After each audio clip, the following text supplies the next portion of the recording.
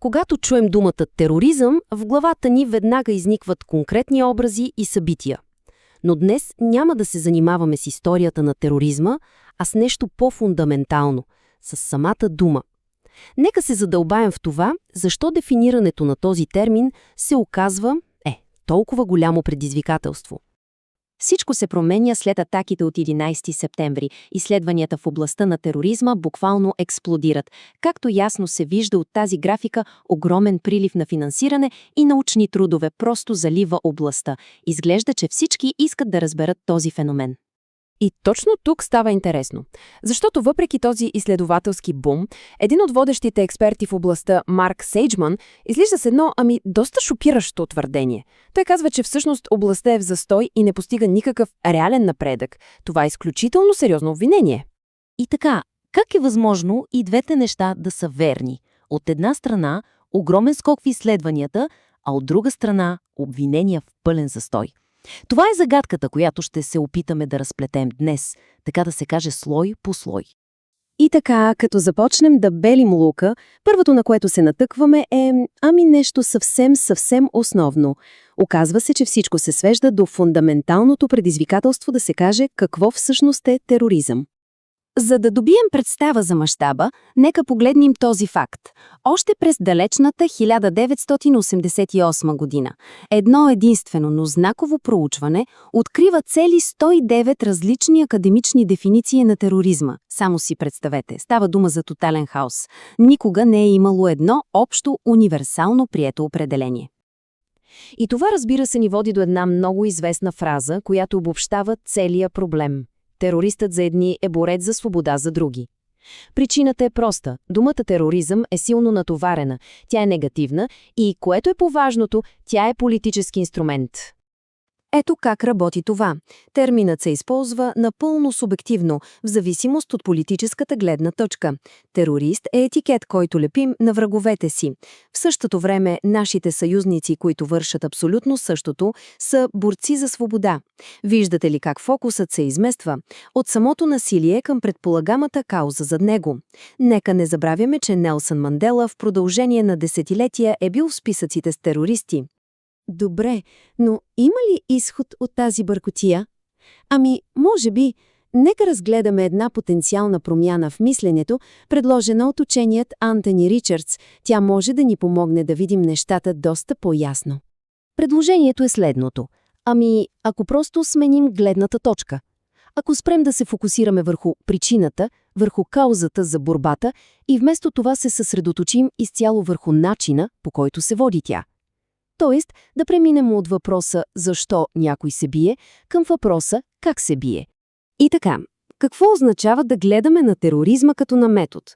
Това е много специфичен вид политическо насилие. Ключовото тук е, че основната цел не са физическите щети или непосредствените жертви. Не. Основната цел е да се предизвика психологически ефект – страх, който се разпростира далеч отвъд мястото на атаката. Да се изпрати послание. Нека го разнищим малко повече. Първо, това означава, че тероризмът е тактика, а не идеология. Второ, пряката жертва всъщност не е истинската цел. Истинската цел е по-широката аудитория – правителството, обществото. И най-важното – абсолютно всяка кауза, независимо дали я смятаме за добра или лоша, може да използва този метод. Този подход ни позволява да бъдем много по-обективни и да заобиколим безкрайния дебат «терорист срещу борец за свобода». Добре, теорията звучи добре, нали?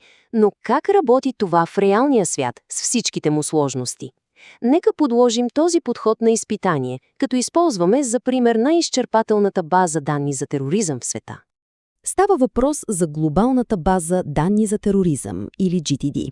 Нейната цел е, изключително амбициозна – да каталогизира всеки един терористичен акт от 1970 година насам. За да го направи обаче, тя се нуждае от кристално ясна и последователна дефиниция. И тук нещата започват да се усложняват. Базата данни GTD използва 3 основни критерия и едно деяние трябва да отговаря на поне 2 от тях, за да влезе в статистиката. Първо, трябва да има политическа, икономическа, религиозна или социална цел. Второ, трябва да цели да изпрати послание до по-широка аудитория. И трето, трябва да се случва извън контекста на законни военни действия. На пръв поглед звучи доста ясно и логично, нали? Не съвсем.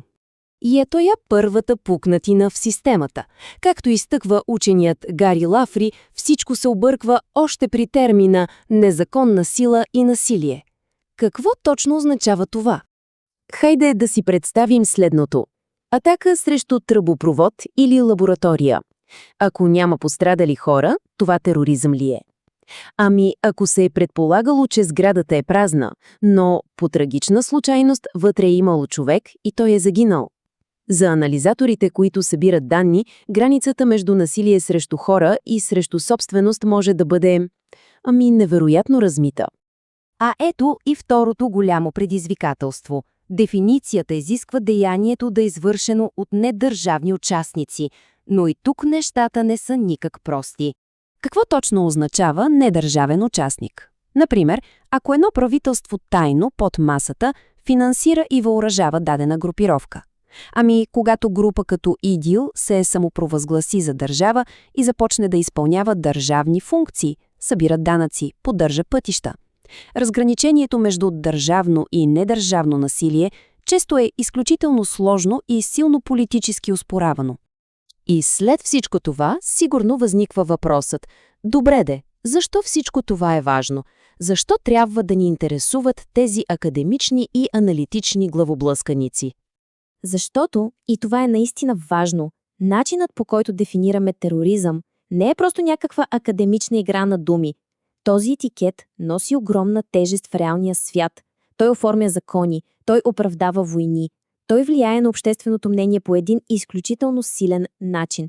Ето един цитат от работна група на ОНН, който казва всичко. Той предупреждава, че рубриката за борба с тероризма може да се използва за оправдаване на консолидиране на политическа власт, елиминиране на политически опоненти и потискане на легитимно несъгласие. Това показва колко опасно може да бъде, когато този термин се прилага свободно или с политическа цел.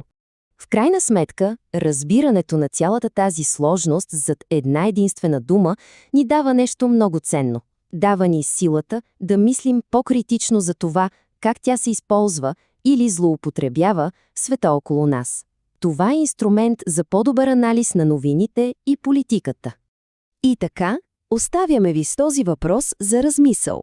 Следващият път, когато чуете или прочетете думата тероризъм, какви въпроси ще изникнат в съзнанието ви?